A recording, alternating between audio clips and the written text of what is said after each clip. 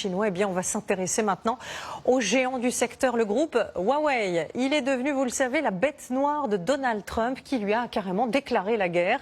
Le président américain le soupçonne d'espionnage pour le compte du régime de Pékin.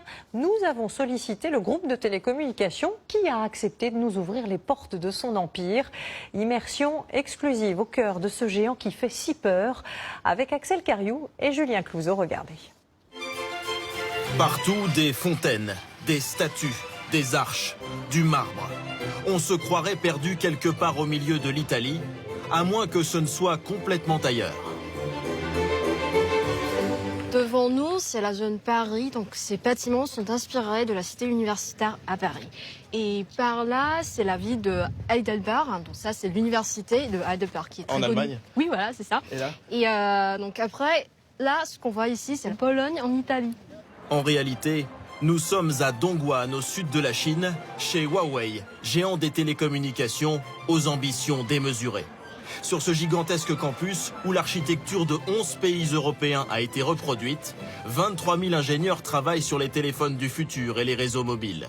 Le fondateur du groupe voulait pour eux un cadre verdoyant, agréable, propice à la créativité. 1,5 milliard d'euros a été investi. Personne ici ne se plaint de ces conditions de travail. Franchement, on est mieux traité que dans les boîtes américaines. Dans la Silicon Valley, j'ai entendu dire que certains avaient du mal à payer leur loyer. Ici, Huawei a construit tout un tas de logements à loyer modéré et les aides du gouvernement sont généreuses. Et puis si tu habites loin et que tu restes travailler tard, l'entreprise te paie même l'hôtel. L'objectif est clair, faire en sorte que les ingénieurs ne quittent jamais le campus. Ce que vous voyez là-bas, c'est le café de Flore. Donc on a des cafés comme ça, à peu près 2 ou 3 cafés par zone. Café, boutique, restaurant, tout est là.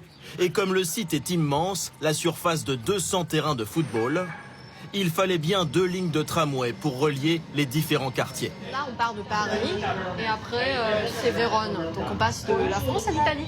Station Bologne, c'est l'heure de la pause repas. Dans une cantine façon église gothique, c'est l'occasion pour nous d'approcher les salariés, car il est interdit de filmer dans les bureaux.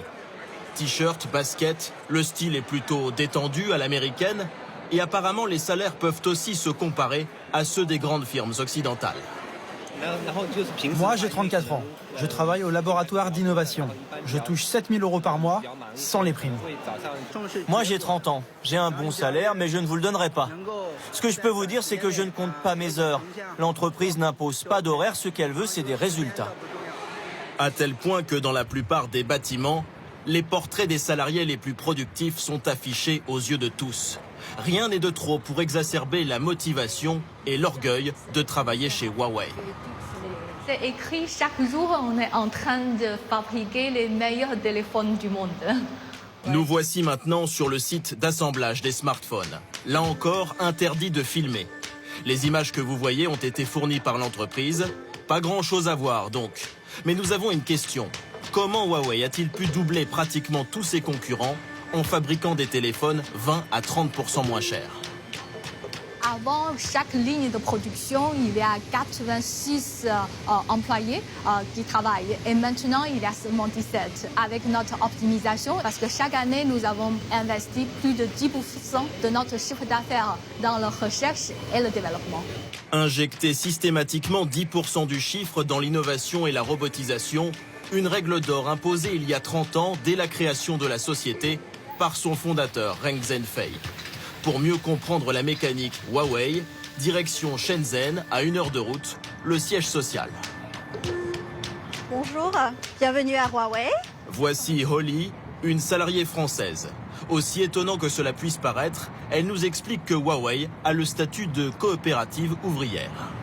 L'entreprise est possédée à 100% par ses employés, donc il y a environ 80 000 personnes qui possèdent des parts dans l'entreprise. Je pense que c'est un modèle qui est pratiquement unique en Chine aujourd'hui, où même le fondateur lui-même n'a qu'un infime pourcentage. Mais qu'en est-il du pouvoir chinois? A-t-il un rôle financier ou décisionnel dans l'entreprise? Les États-Unis en sont convaincus. Washington accuse Huawei d'être financé par les services secrets de Pékin. En étendant ses réseaux de communication partout sur la planète, le groupe fournirait des informations sensibles au pouvoir chinois et menacerait les intérêts de l'Amérique. Les États-Unis interdisent à Huawei de développer la 5G, l'Internet mobile ultra rapide sur son territoire. Jusqu'à présent, Huawei gardait le silence, mais c'est en train de changer. Dans quelques minutes, dans cette pièce, nous avons rendez-vous avec Madame Chen, vice-présidente de Huawei. Le mobilier, l'éclairage, tout a été réglé au millimètre par ses équipes de communication.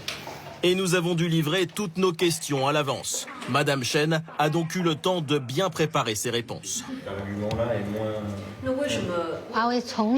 Huawei n'a jamais collecté d'informations pour le compte du gouvernement chinois, parce que c'est illégal. Nous sommes présents dans plus de 170 pays et nous devons nous soumettre aux lois de ces pays.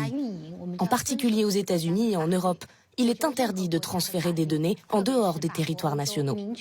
Si le gouvernement américain a des preuves de ces accusations, qu'il les fasse connaître. Et lorsqu'on lui demande pourquoi, selon elle, les États-Unis visent son entreprise, sa réponse n'étonne pas vraiment. Je pense que le gouvernement américain exagère. Il s'inquiète parce qu'il voit que Huawei est devenu leader sur la 5G et qu'aucune entreprise américaine n'est dans la course. Malheureusement, s'il continue de nous interdire d'installer les applications Google, nous n'aurons pas le choix. Il faudra se tourner vers d'autres partenaires, y compris en Europe, pour développer des alternatives. L'interdiction pour Huawei de vendre ses nouveaux smartphones avec les applications Gmail ou encore YouTube va pénaliser l'entreprise, au moins à court terme. Elle prévoit de réduire sa production de téléphones de 30% pendant 2 ans. Il y a quelques mois, ses ventes venaient de dépasser celles de la firme américaine Apple. La guerre commerciale ne fait que commencer. Tout autre chose.